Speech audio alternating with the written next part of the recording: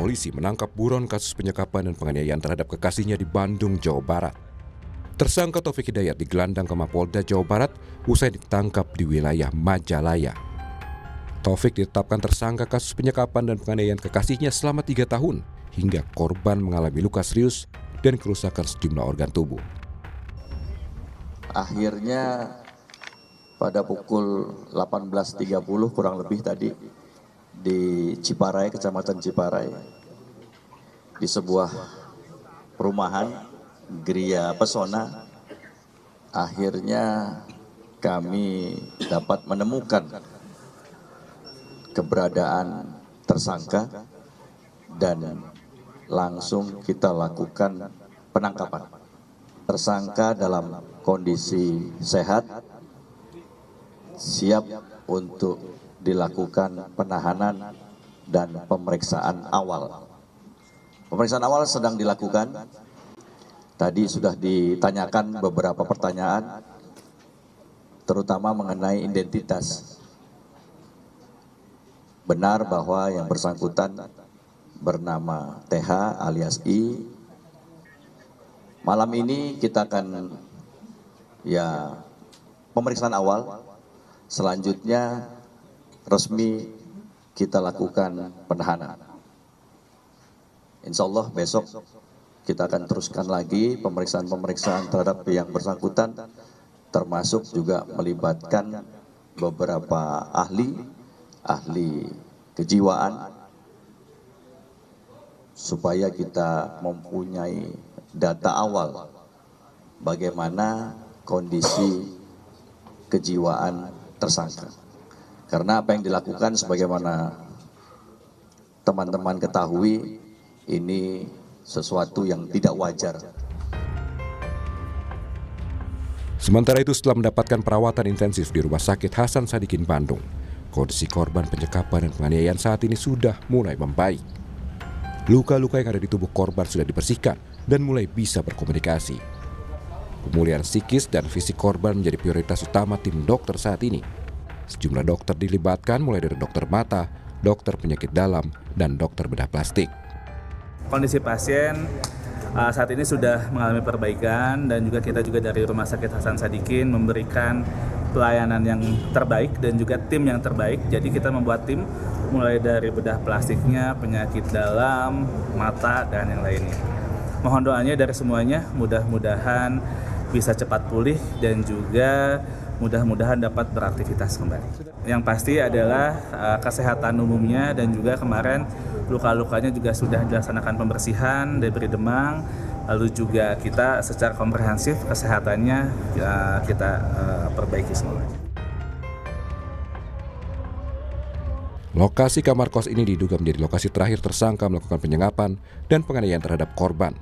Di tempat ini tersangka dan korban sudah menetap selama 3 bulan atau sejak Maret lalu.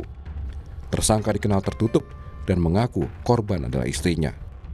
Kriminolog Universitas Indonesia Adrianus Meliala menganalisa bagaimana korban bisa bertahun-tahun disekap dan tidak ketahuan. Tentu ada 2 skenario ya, bahwa total devotion dari korban itu akibat dari tekanan, akibat dari opresi. Tapi ada juga kemungkinan karena sang korban itu memang sudah betul-betul menyerahkan dirinya pada pelaku. Karena tadi awalnya begitu mencintai, terpukau dengan janji-janji, bahkan kemudian sampai seterusnya itu tetap memandang atau melihat pria tersebut, pelaku tersebut sebagai pujaan hati. Jadi ada kemungkinan itu terjadi. Tentu saja mana yang benar kita nggak tahu ya. Nah, maka kemudian ketika sang pelaku ini lalu melakukan kekerasan pun bukan dianggap sebagai sesuatu yang dalam tanda kutip jahat, tapi dianggap sebagai bagian dari tanda kesetiaan dirinya kepada sang pelaku. Makanya kemudian lalu bisa bertahan sampai 3 tahun begitu. Polisi akan mengungkap motif pelaku tega menganiaya korban dan menyekapnya bertahun-tahun, di mana luka berat hingga kesulitan berbicara harus dialami korban. Tim Liputan Kompas TV. Dari kacamata ilmu kriminologi, apa motif pelaku yang tega melakukan penganiayaan berat kepada korban? Bahkan korban bisa bertahun-tahun disekap. Saat ini sudah bersama dengan kami, Saudara, kuasa hukum keluarga korban Gumilar Tria Saputra dan juga kriminolog Hanifah Hasnah. Selamat pagi Mbak Hanifah, Mas Gumilar, apa kabar? Selamat pagi Mbak Nanda, Selamat pagi, Mas Gumilar. selamat pagi Mbak. Alhamdulillah dalam kondisi baik nih. Alhamdulillah. Mas Gumilar, untuk saat ini kondisi korban sampai dengan pagi ini seperti apa? Perawatan apa saja yang sudah dilakukan kepada korban? Ya, terima kasih Mbak. Sebagaimana memang yang diberitakan tadi sebelumnya bahwa betul-betul perawatan yang didapatkan oleh pihak korban itu sangat intensif dari pihak rumah sakit, sehingga progresnya pun sangat signifikan, kenaikan dari awal datang sampai hari ini itu progres kemajuan ke arah yang lebih baiknya sangat signifikan Mbak. Oke. Selain dengan perawatan fisik, ada juga mungkin pendampingan psikologis tentunya? Jelas ada konseling, hanya saja memang waktunya itu sangat disesuaikan dengan perawatan fisiknya terlebih dahulu. Karena memang dua hal fokus utama yang saat ini didapatkan oleh pihak korban, selain dari pengobatan fisiknya pun ada konseling secara psikis. Nah itu manajemen waktunya itu diatur oleh pihak rumah sakit Mbak. Oke. Mas Gumilar mewakili keluarga korban tentunya di sini, setelah tersangka akhirnya bisa ditangkap setelah beberapa hari dalam pencarian, bagaimana respons dari keluarga? Yang jelas pasti shock ya, pasti shock, emosi, ingin meluapkan emosi itu, tapi yang jelas setelah diterima dengan akal yang sehat, dengan emosi yang lebih stabil, ya, itu dari pihak keluarga akhirnya bersyukur dan lega setelah tersangka ini diamankan oleh pihak kepolisian Polda Jawa Barat. Sangat lega karena titik awal supaya perkara ini bisa lebih jelas dan terbongkar itu bisa secepatnya lebih terang benderang, Mbak. Oke. Terkait dengan yang paling dinantikan adalah kan sebenarnya menggali motif apa pelaku melakukan hal keji ini kepada korban. Apalagi informasinya Mas Gumilar, tolong diluruskan, informasinya juga ini kan pelaku menguras harta dari korban, benar demikian? Ya, di beberapa keterangan memang ada beberapa harta dari korban pun yang seolah-olah dipinjam, lalu dikuasai, lalu dijual oleh pihak tersangka. Tetapi apa saja yang memang barang-barang itu memang sempat dijual, itu memang nanti harus didalami lagi oleh penyidik. Oke, Mbak Hanifah, selama bertahun-tahun pelaku melakukan penyekapan, penganiayaan kepada korban, disertai dengan tadi penganiayaan yang saya katakan cukup berat. Dan kalau Anda melihat dari kacamata kriminologi, sebenarnya apakah motif ini memang didasari oleh motif ekonomi saja, atau ada hal lain, Mbak Hanifah? Oke, baik. Kalau saya melihat motif ekonomi ini masih sumir ya, karena belum terjawab semuanya seperti tadi yang disampaikan oleh Mas Gumilar. Tapi bahwa motif itu biasanya tidak tunggal. Kalau kita lihat yang sekarang ini, motif yang paling jelas adalah motif untuk menguasai. Jadi ada dominasi patriarki yang berlebihan, di mana coercive control itu sangat-sangat besar dalam kasus ini. Jadi dia tidak hanya ingin menguasai korban, tidak hanya ingin menguasai hartanya. Bisa jadi harta itu hanya digunakan oleh pelaku untuk mengikat korban, sehingga korban menjadi semakin ketakutan untuk melarikan diri dari pelaku tersebut. Karena si korban itu biasanya akan menunggu-nunggu kapan saat harta itu akan dikembalikan. Walaupun seperti yang Mas Gumilar tadi sampaikan, itu tetap harus disampaikan atau dijelaskan oleh para penyidik terkait dengan faktor ekonomi ini sebagai motif pendamping.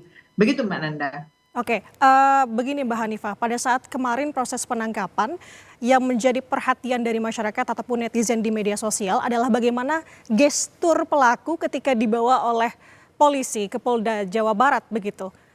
Terlihat begitu tenang, bahkan melemparkan senyuman ke wartawan. Kalau dari Anda sendiri melihat sejauh ini sebenarnya apa yang terjadi kepada pelaku? Sehingga pelaku kok tampaknya seperti yang tadi saya sambung lagi, ingin menguasai dalam tanda kutip korban ini. Oke, baik. Jadi sebetulnya kalau pelaku yang sudah melakukan kejahatan sekian lama, berarti ini kan pelaku yang sudah mempersiapkan segala sesuatunya. Ada beberapa pertanyaan terkait kondisi mental dalam kejahatan. Ketika kita ngomongin tentang kondisi mental, ada orang yang kondisi mentalnya tidak baik, dia melakukan kejahatan, kondisi mentalnya buruk, dia tidak melakukan kejahatan. Tapi ada orang yang kondisi mentalnya itu baik-baik saja, tapi dia tetap melakukan kejahatan. Dengan 3 ciri. Yang pertama, dilakukan secara berulang, dilakukan secara sadar, dan dia tahu benar dan salah. Ketika proses kejahatan ini dilakukan selama 3 tahun, artinya dia sudah melakukan dengan cara yang sadar dan dia tahu apa yang akan terjadi selanjutnya. Setidaknya dia mengetahui konsekuensi yang akan hadir sekian tahun setelahnya. Nah, kalau menurut saya ketika dia merasa tenang karena dia sudah mengetahui dari awal dia menyerahkan korbannya kepada pihak kos dan pihak rumah sakit, sebetulnya dia sangat-sangat paham bahwa kondisi ini kapanpun akan terjadi.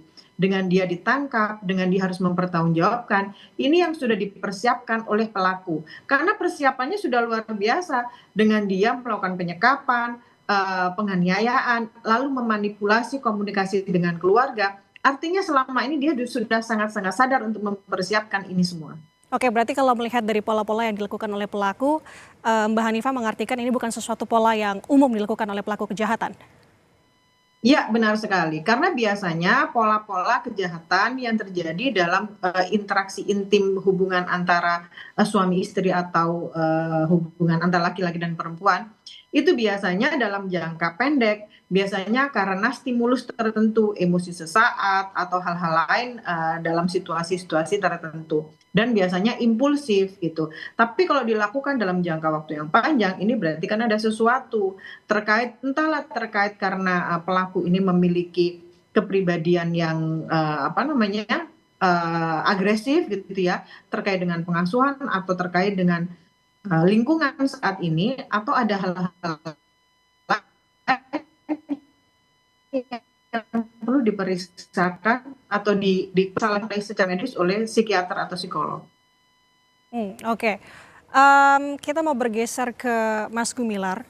Kalau misalkan mendengar pernyataan tadi dari Mbak Hanifah, kita kilas balik lagi, Mas Gumilar. Sebenarnya pada saat sebelum akhirnya korban bisa dibawa ke rumah sakit dalam perawatan yang intensif saat ini, sebenarnya pada saat itu bagaimana korban bisa berhasil ditemukan?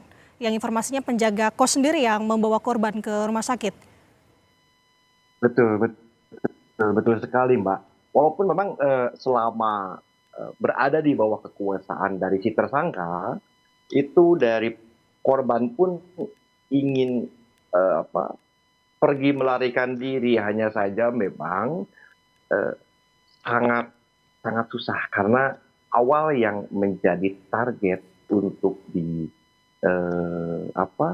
dianiaya oleh tersangka itu matanya dulu, sehingga kan ada keterbatasan pada saat matanya memang agak kurang jelas untuk melihat, jadi untuk kabur pun agak susah begitu.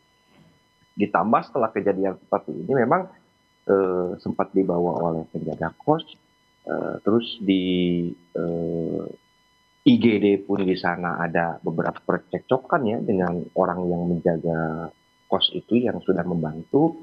Nah, akhirnya semuanya bisa terbongkar sampai sekarang, Mbak. Oke. Informasinya juga pelaku melakukan pengancaman kepada penjaga kos begitu. Benar demikian, Mas Gumilar? Betul. Oke. Ancamannya seperti apa sih, Mas Gumilar? Bagaimana, Mbak? Mohon maaf, kurang jelas. Ancaman pelaku terhadap penjaga kos pada saat itu seperti apa? Halo, Mbak. Mas Gumilar, bisa mendengar suara saya? Halo, Mbak. Oke, tampaknya kita akan bertanyakan lagi kepada Halo, keluarga Mbak. korban, tapi saya mau ke Mbak Hanifah lebih dulu. Mbak Hanifah, kalau melihat dari kasus-kasus yang pernah ada, apa sebenarnya motif tindak kejahatan berupa penyekapan dan penganiayaan ini, dan pemicunya apa sih, Mbak? Ya, kalau kita lihat motifnya seperti yang sampaikan di awal, itu ada dominasi dan coercive control. Jadi seseorang ingin mengontrol orang lain. Jadi kalau kita melihat kenapa sih harus dianiaya sampai sedemikian rupa, kenapa tidak, maaf ya, kenapa tidak menghilangkan nyawanya saja? Karena sebetulnya kepuasan dari pelaku adalah untuk menguasai kehidupan dari korban itu sendiri. Jadi korban itu diharapkan meminta-minta, memohon-mohon gitu ya. Terus dia mengalami disensitisasi. Ketika hari ini dia menganiaya dalam bentuk A, besok dia tidak akan puas dengan hasil dari penganiayaan dalam bentuk A itu. Maka naik lagi, naik lagi, naik lagi. Jadi dia mengalami eskalasi dalam melakukan penganiayaan tersebut. Dan ini kan dalam kondisi hubungan yang kriminogenik. Padahal kriminogeniknya ini tidak dari awal. Makanya banyak masyarakat yang bertanya, kenapa tidak segera melarikan diri ketika mengetahui pasangan tidak baik. Seperti yang disampaikan oleh Prof. Adrianus Meliala tadi di depan, bahwa di awalnya orang-orang yang manipulatif itu akan menunjukkan green flag dirinya gitu ya, sehingga pasangan akan menerima dengan senang hati, dengan cintanya, kemudian akan melakukan eskalasi penganiayaan sampai melakukan penguasaan terhadap korban, sehingga korban sudah tidak bisa melarikan diri sesuai dengan yang disampaikan Mas Gumilar tadi, menghilangkan pandangannya sehingga dia kesulitan untuk melakukan untuk melakukan melarikan diri gitu ya. Padahal secara naluri seseorang yang mengalami ketakutan atau seseorang yang mengalami hal-hal tertentu terkait dengan keamanan dirinya, dia pasti akan melarikan diri. Tapi pelaku sangat-sangat mengetahui bagaimana cara melumpuhkan korban sehingga dia Oh, oke, saya tangkap poin Mbak Hanifah. dalam Tapi penguasaannya. kalau misalkan Anda tadi bilang ini adalah bentuk coercive control, berarti puncaknya apa, Mbak Hanifah? Apalagi kan tadi Mbak sampaikan bahwa sebenarnya tuh pelaku menyadari bahwa suatu saat kondisi seperti ini mungkin bisa saja terjadi atau bahkan terjadi. Iya, ya dia menikmati hari per hari dengan dia bisa menguasai korban seperti ini, walaupun pada saat tertentu dia juga memahami pula bahwa ada konsekuensi di balik ini. Nah, konsekuensi ini yang mungkin tidak dipersiapkan oleh korban, hanya diketahui saja atau dalam pikirannya saja gitu.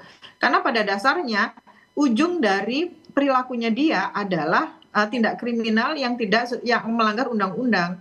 Jadi ada kondisi-kondisi yang dia lalaikan karena dia hanya melampiaskan nafsunya. Dia hanya menginginkan kepuasannya itu terpenuhi dari dia menganiaya si tawanannya tadi itu. Oke, kalau dari kuasa hukum keluarga korban, berarti tersangka saat ini sudah ditahan dan juga ditangkap. Apakah memang dari keluarga korban menyiapkan sejumlah saksi saat ini untuk bisa melanjutkan kasus? Ya, Mbak, bagaimana jelas suara saya, Mbak? Jelas suara Mas Gumilar. Mas Gumilar, saya ulangi pertanyaan saya. Untuk saat ini setelah tersangka ditangkap, dari pihak kuasa hukum keluarga korban, apakah sudah menyiapkan sejumlah saksi? Ya, kalau untuk proses pembuktian, beban pembuktian di perkara pidana itu ada di tangan penyidik dan penuntut umum. Apalagi kami selaku orang yang memang berkepentingan terhadap proses pembuktian tersebut pasti akan mendukung penuh apa yang diminta. Hanya saja apa sih yang diminta oleh penyidik, nanti kita lihat proses pengembangan dari penyidikan itu sendiri, Mbak. Oke, kalau kita bertanya dari keluarga korban untuk saat ini kuasa hukumnya apa, pasal apa yang kiranya dinilai relevan untuk bisa menjerat pelaku dengan hukuman semaksimal mungkin? Mas Gumilar.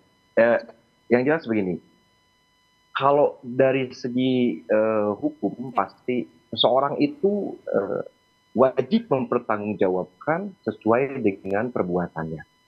Kalau di dalam segi pidana itu seseorang mempertanggungjawabkan perbuatannya sesuai dengan kesalahannya, kan gitu. Nah, sesuai dengan surat pemberitahuan hasil penyidikan kepada kami pihak keluarga yang awalnya memang dari pihak keluarga itu hanya menyertakan pasal penganiayaan saja, ternyata berdasarkan hasil penyelidikan dulu dan yang sekarang hasil penyelidikan terus dinaikkan ke penyidikan di SP2HP tersebut itu ada beberapa tambahan pasal dari mulai penyekapan, dari mulai perampasan kemerdekaan termasuk ke penganiayaan. Kami sih sangat berharap ada pasal-pasal lain yang memang bisa sesuai dengan unsur motif yang memang dilakukan oleh pihak tersangka itu sendiri. Sehingga proses pendalaman keterangan yang akan dilakukan oleh pihak penyidik, kami serahkan sepenuhnya kepada pihak penyidik, Mbak. Oke, tentunya kita nantikan karena informasinya akan ada press conference yang akan disampaikan oleh Polda Jawa Barat nanti siang. Tapi kita ke Mbak Hanifah lagi, terkait dengan apa yang menimpa korban yang dilakukan oleh pelaku selama 3 tahun ini. Bisakah dicirikan sebenarnya pelaku kejahatan yang melakukan tindakan seperti penyekapan dan juga penganiayaan, Mbak Hanifah? Oke, baik.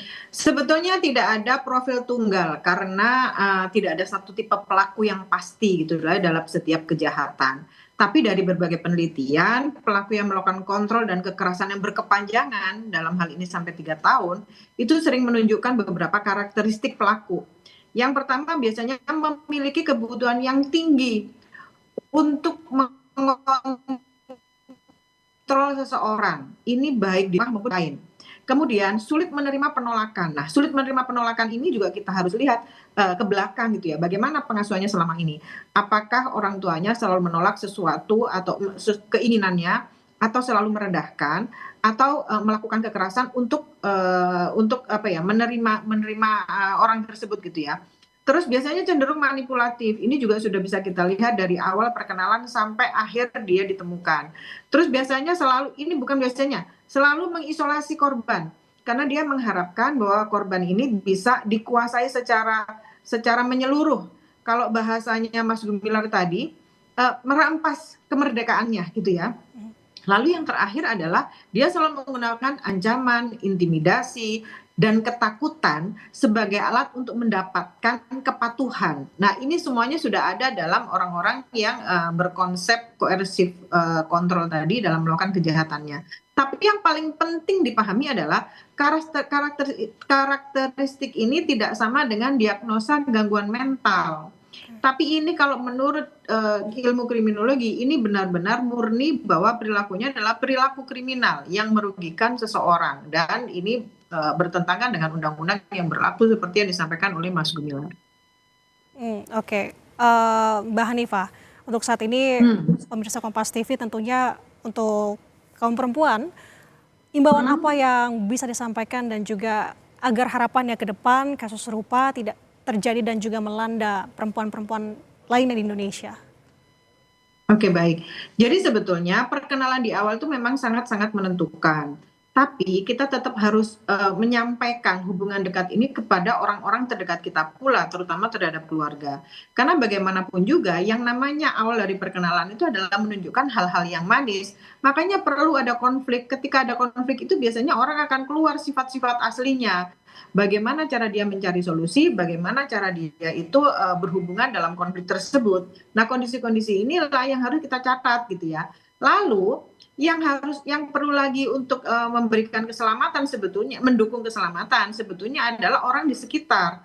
Kalau kita dari awal dalam hubungan itu sudah diisolasi, tidak boleh berhubungan dengan orang lain, tidak boleh menyampaikan hubungan ini kepada orang lain, berarti itu red flag dalam sebuah hubungan. Karena pada dasarnya korban itu ingin meminta tolong tetapi tidak sanggup, tidak mampu gitu ya. Jadi ini adalah tanggung jawab kita bersama bahwa kontrol sosial itu sangat-sangat penting. Kita perlu melihat orang-orang di sekitar kita, apakah dia sudah menghilang dari peredaran misalnya ya. Apakah dia menunjukkan wajah atau bahasa tubuh yang aneh gitu. Atau dia bisa menceritakan sesuatu tapi tidak menunjukkan kebebasan. Nah, kondisi-kondisi inilah yang seharusnya menjadi perhatian publik sehingga masyarakat tidak hanya menjadi bystander, mengetahui ada kekerasan tapi tidak bisa berbuat apa-apa atau menunggu orang lain untuk membantu orang tersebut karena dia merasa bahwa itu bukan urusannya. Oke, artinya butuh kepekaan ya, jangan menampik jika memang ada muncul beberapa hal yang tadi disebutkan oleh Mbak Hanifah tadi. Nah, Mas Gumilar dari kuasa hukum perwakilan dari korban, apa harapan ke depannya dan tentunya harapannya adalah ini bisa adil untuk korban dan pelaku bisa dijerat sanksi seberat-beratnya? Betul, sangat betul Mbak Nanda. Sekali lagi konsep seseorang itu harus dipidana sesuai dengan perbuatannya dan sesuai dengan kesalahannya, itu sangat kami harapkan. Keadilan bagi korban yang memang saat ini luka permanen yang didapatkan oleh korban. Sehingga ya kami kepada para pihak yang memang sesuai dengan tupoksinya masing-masing dari mulai tingkat penyidikan dan nanti di penuntutan dan nanti di peradilan, kami mohon untuk dapat memberikan keadilan kepada korban yang memang saat ini sangat membutuhkan selain dari kesehatan baik fisik ataupun mental, korban pun sangat menginginkan keadilan yang dirasakan. Begitu Mbak. Oke, kita harapkan bahwa memang apa yang diharapkan oleh keluarga, korban tentunya bisa terakomodir semua dan korban saat ini bisa dalam kondisi lebih baik lagi. Tentunya ini menjadi sorotan kita semua dan kita turut prihatin dengan apa yang dialami oleh korban. Terima kasih sudah berbagi perspektifnya pagi ini bersama kami di Sapa Indonesia Pagi. Hanifah Hasna, kriminologi, dan juga Gumilar Tria Saputra, kuasa hukum korban. Selamat pagi, salam sehat. Assalamualaikum. Salam. Terima kasih Mbak Nanda. Mas